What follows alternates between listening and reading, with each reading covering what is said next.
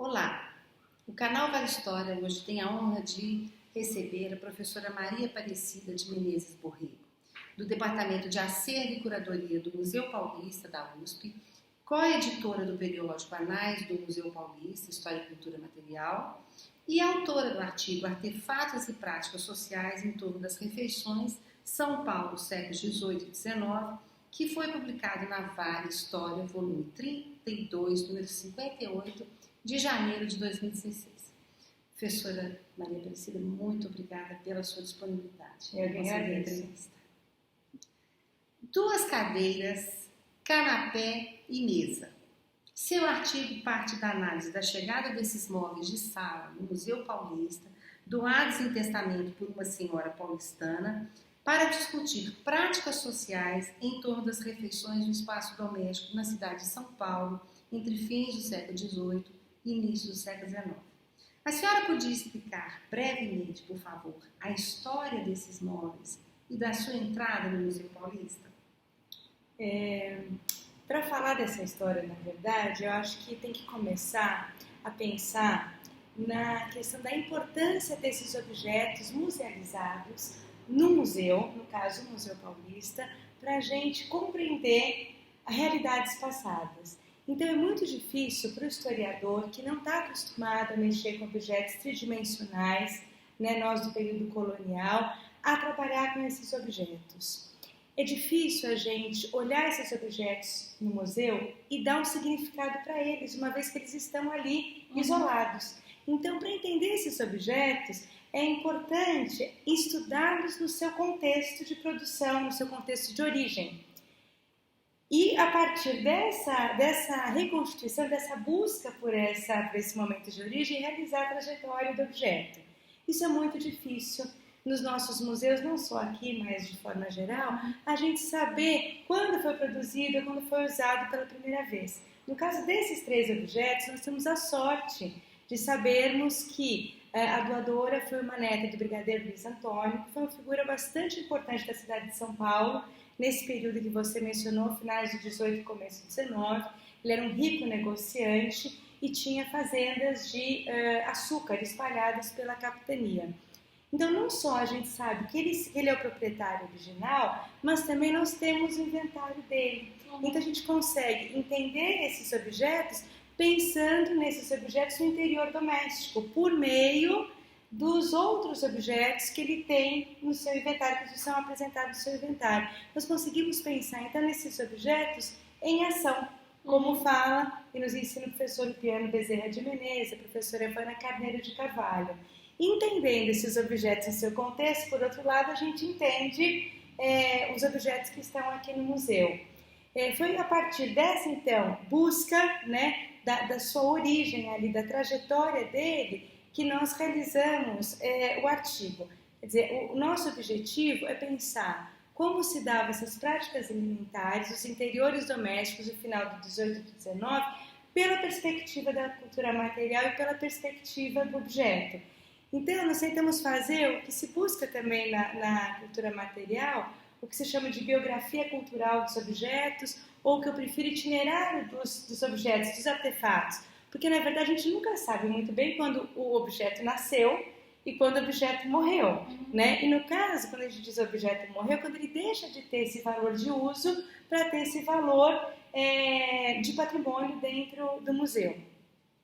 Fazendo essa tentativa, essa trajetória, a gente consegue pensar como esse canapé, essas cadeiras e a mesa poderiam ser usadas naquele momento, porque a gente entende esse objeto como mediador de relações sociais. Quer dizer, já sabendo o seu possuidor, a gente pode pensar quais eram as relações pessoais que eram mediadas por esses objetos nas salas de visita da casa dele, que era um grande sobrado do centro de São Paulo. E pensar também nas conformações, nas práticas sociais que eram conformadas pelo uso desses objetos. E aí a materialidade, a sua importância daí, não na descrição só que o inventário nos dá, mas principalmente na materialidade física desse objeto no museu. A gente consegue pensar nas posturas corporais que que eles ensejavam naquele momento e como se davam então as relações entre as pessoas naquele contexto histórico.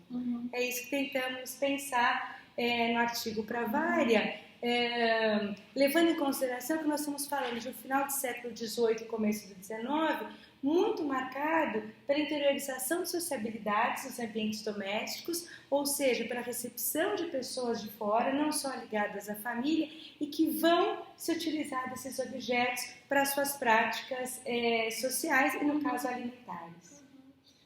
Falando em práticas, em gestos, em práticas corporais, a senhora discute as formas de sentar para comer. O que significa sentar em cadeiras no ambiente doméstico em São Paulo no início do XIX? Essa é uma questão que também a gente se colocou muito quando começamos a pesquisar sobre essas práticas alimentares. Começamos a perceber que sentar, embora todos nós façamos, não é uma atitude inocente e uma atitude natural. Nós aprendemos a sentar. O que parece, na verdade, algo estranho para nós que fazemos isso desde que nascemos. Acontece que se a gente for olhar a história do se sentar, do se comer, né, na colônia, durante muito tempo, até o século XIX, a maioria das pessoas se sentava no chão, né, sobre esteiras ou sobre estradas, à maneira asiática, né, ou seja, com as pernas cruzadas assim na frente. Isso se deve à tradição asiática, muçulmana, de ocupação da Península Ibérica. E essa tradição foi trazida também para a colônia. Então, as pessoas se sentavam no chão. Eram raras as cadeiras que existiam nesses ambientes domésticos. Agora, estudando esses inventários do século XVIII em São Paulo, nós começamos a perceber que as cadeiras aos poucos foram adentrando os espaços domésticos. E não só no final do XVIII, começo do XIX, como já desde meados do XVIII, quando se acreditava numa São Paulo pobre, numa São Paulo desabitada, numa São Paulo isolada. Mas a presença dessas cadeiras mostra que novas formas de sentar já estavam adentrando os ambientes domésticos e que talvez essas casas não fossem tão pobres como se imaginava inicialmente. Né? Então, o que eu quero dizer que, na verdade, quando se senta a asiática, se come de determinada forma, trazendo o prato para o colo, né? Para cima das pernas. Ao passo que, quando a gente tem as cadeiras, a gente já pensa que há uma mesa para esses pratos serem apoiados, o que muda, então, a postura de se sentar e as relações que se tem. Primeiramente, a gente vê pelas próprias registros, né, dos viajantes do começo do XIX, o homem sentado na cadeira e a mulher sentada no chão ou numa próprio canapé, a asiática também comendo. Quer dizer, esse homem come na mesa, mas a mulher, embora sentada na cadeira, permanece, na cadeira não, no canapé permanece com o prato no seu colo.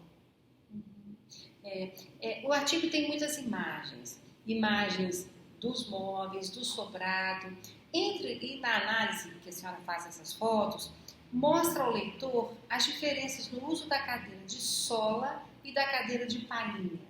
Poderia explicar para os nossos assistentes as implicações dessas diferenças nos hábitos de sociabilidade dos usuários das cadeiras, por favor? Então, como eu afirmei, quer dizer, havia a prática de se sentar asiática. As primeiras cadeiras que adentram o ambiente doméstico são as chamadas cadeiras de couro ou cadeiras de sola, quando o couro é mais trabalhado. O que são essas cadeiras? São cadeiras de madeira, né, de sua estrutura é madeira, com 4 pés retos. Esses pés têm travas, né, em todos eles são 4 travas, e nós temos então o assento e o encosto de couro pregado com caixões de latão. Essa cadeira é uma cadeira pesada, e essa cadeira é uma cadeira que se encontrava em pequenas quantidades nas casas. Somente o objeto disposto no museu, que a gente guarda até hoje, ou seja, remanescente daquela época, nos permite perceber que ele era pesado, como eu disse agora, porque os inventários não dão conta de mostrar para nós o peso, essa materialidade. Também não nos diz que eles têm 4 travas, não nos diz é que ele tem o couro no assento e o couro no encosto. Ele só nos diz cadeira de sola ou cadeira de couro com a pregaria em latão, mas ele não nos dá essas outras características da materialidade que visivelmente no museu a gente pode aprender. Então essas cadeiras são cadeiras que a gente imagina difíceis de serem movimentadas nas casas. A princípio, a ideia, e os registros têm mostrado que elas ficavam nas paredes, né, encostada nas paredes, e a própria constituição física delas nos enseja a pensar numa postura mais protocolar, né, mais reta, mais ereta, porque ela não é uma cadeira confortável. A partir de fins do 18, já na Europa e aqui no Brasil, mais no início do 19, nós vamos ter a transformação da cadeira na sua própria estrutura. Ou seja, nós vamos ter no assento a palhinha, que é um móvel muito mais leve, é um material muito mais leve que o couro. E também as cadeiras, as pernas, as da frente, passam a ser abauladas. Isso dá um movimento maior para a cadeira e uma leveza maior que não obriga que ela seja travada nos 4 pés. Ou seja, ela tem um equilíbrio diferente do que a cadeira de sola. Essa cadeira, também pesada no museu, ela chega a ser quase 50% mais leve que a cadeira de sola. Então essa cadeira, sim, a gente imagina que ela possa ser deslocada, ela pode ser colocada na mesa, ela pode ser colocada também, como é, em salas de visita ao redor de canapés.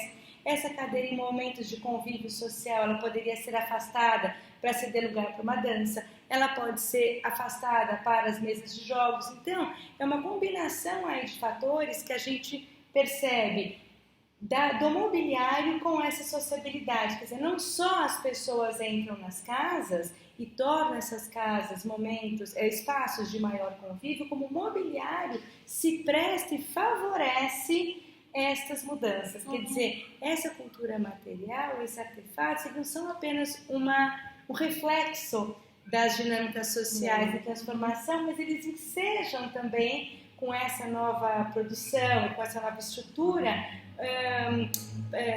relações sociais, com formação de práticas sociais diferentes em torno deles. São as cadeiras de palhinha em ação. Exatamente, é o que a gente tenta mostrar e tenta mostrar no artigo e tenta refletir sobre, né? Porque é difícil a gente fazer essa combinação, entender esse objeto de fato em ação, né? E é o que a gente tentou fazer no artigo de trabalho. Muito obrigada. Eu que agradeço. Não deixe de acessar o artigo da professora Maria Aparecida na plataforma Cielo. O acesso é gratuito, e rápido e muito fácil.